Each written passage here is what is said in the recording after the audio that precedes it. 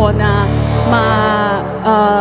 sagot po itong question na ito. So, what can we do if, hypothetically speaking, the parent is yung perpetrator? And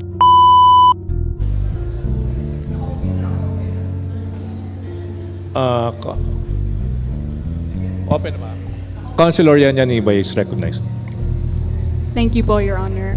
First and foremost, I would just like to say that I am in full support for this draft ordinance. I believe that it is high time that we address problems such as sexual abuse. And during the committee hearing po, I watched po kasi as an audience member, and I did ask one question to the principal author, which was somehow related to the parent of the said abused child. So during the committee hearing po kasi, that's when we also do revisions for the ordinance. And parang hindi ko po nakita yung question ko po sa revised ordinance po. So I just like to ask this question again to the principal author in hopes po na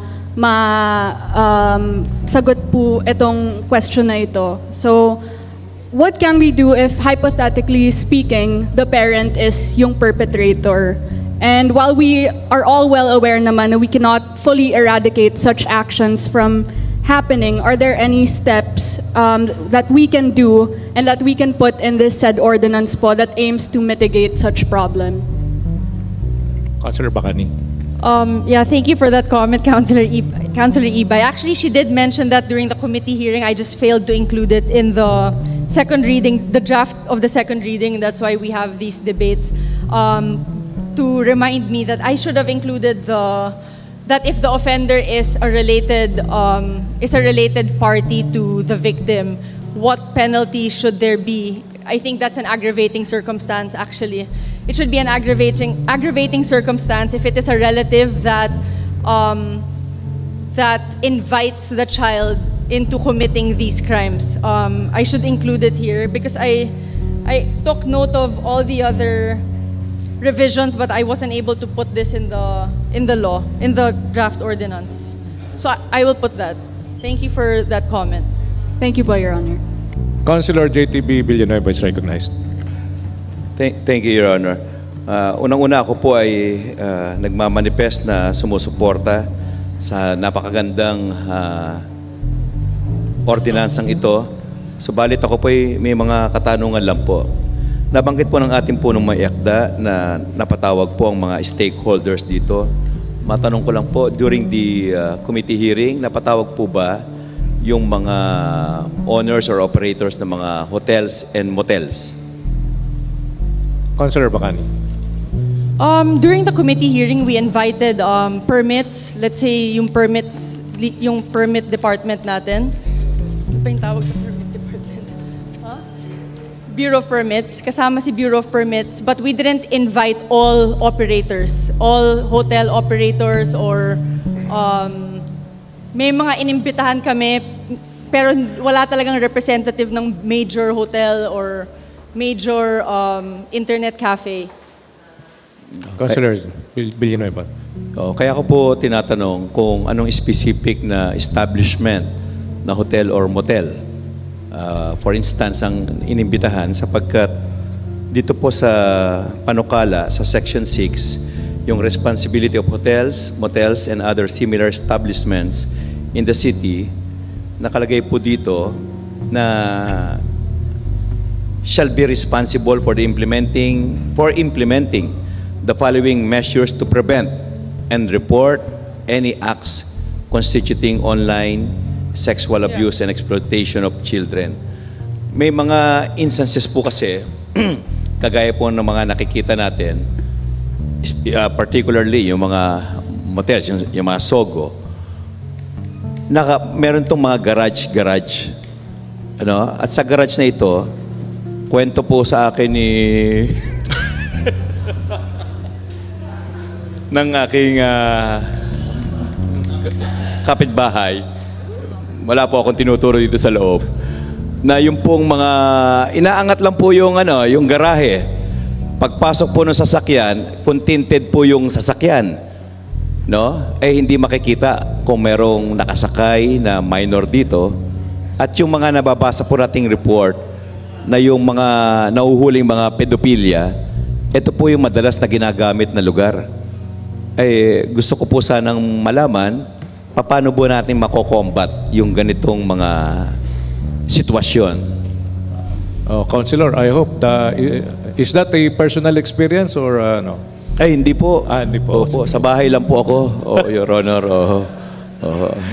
Councilor Bacan. Actually, I mean, yeah, that's a very good observation. The hotels are really being used for exploitation of children, specifically the motels. And this is actually a national law already, and they have indeed said that hotels, motels, internet cafes are usually venues where these exploitation and abuse happen. And that's why, how do we prevent it? We include the owners, we include the hotel owners and managers to be part of the monitoring and reporting of these obvious times when there is a crime that's about to be committed. So the hotels are actually, it is incumbent upon them under this law that they report any such incidents.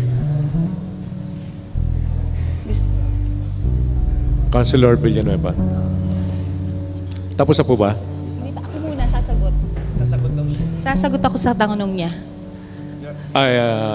Does Councilor Villanueva yield to Councilor Roma Robles? Yes. Okay, proceed, Councilor Roma Robles. Magandang buhay, Mr. Presiding Officer. Thank you. At sa tanong naman ng ating mabuting konsehal sa District 4, huwag nyo na kasi kayong pumupunta sa motel. Ay, joke lang. Ayan, so, dun sa katanungan niya kung paano ma-check, ito po, under sa Republic Act 7610, Special Protection of Children Against Abuse, Exploitation, and Discrimination Act, establishment must document their relationship through official identification. In cases po kapag may mga bata pong kasama, kailangan po yung mga batang kasama accompanied ng adult at kung ano ang relasyon nila, dapat yun po ang kanilang sasabihin dun. Utang na loob ko sa taong bayan. Kaya kahit kakampi ko, aawayin ko kapag talipan ka sa taong bayan. Kahit nakakampi ko sa politika, kasama ko kahit ngayon. Nagtatanggal ako kahit kakampi ko kapag ka piniperwisyo tao. Kasi ang gobyerno supposed to be sinasandala ng tao. Hindi yung kami-kami lang mga politiko ang mga nagkakasunduan. No? Dapat ang pinagkakasunduan namin yung tao. Kaya sapagkat napatunayan ko po na yung araw na yon ay kayang baliin ng mayorya ang isang makatwirang pananaw na sa aking palagay ay hindi tumutugma sa hangarin ko pong tumulong sa aking mga mahihirap na kababayan doon sa Tondo. Kaya po, hindi po kaila sa inyo at dati rin po akong katulad nila at hindi ko po kinahiya na kahit po'y ako isang basurero lamang, pedicab driver, nag-aral sa isang pampublikong eskwelahan, nagsikap at pinalad na maging isang artista at muling pinalad na mabigyan ng pagkakataon ang isang batang katulad ko na hindi man lang nakapagtapos ng kolehiyo ay makapaglingkod sa aking kapwa. Nakita ko po ng mga sandaling iyon na kung saan ang tama ay nagiging mali at ang mali ay nagiging tama sa pamamagitan lamang ng pagiging miyembro mo ng mayorya. Sa pag-alis ko po sa mayorya ay para ko pong sinara ang gripo ng mga grasya at pribileyo na kaakibat sa pagsapi sa mayorya. Una na po, ilan sa mga staff ko mawawalan ng mga trabaho, pero dumarating po sa buhay ng isang tao na kailangan po natin timbangin kung ano ang higit na mas mahalaga, ang pribileyo o salapi o paninindigan at prinsipyo. Pinili ko pong manindigan at patuloy na pagsisilbihan ng matapat, makatwiran ang aking distrito. Minsan po, sinabi ng dating Pangulong Quezon, "My loyalty to the party ends where my loyalty to the people begins." At wala rin po kong kaintensyon-intensyon na sumali o sumama sa minorya na katulad ng napaulat sa mga periodiko na ako'y tinanggihan nila sapagkat hindi po ako nag-a-apply. Nais ko po ring linawin na hindi po ako pinaalis ng mayorya.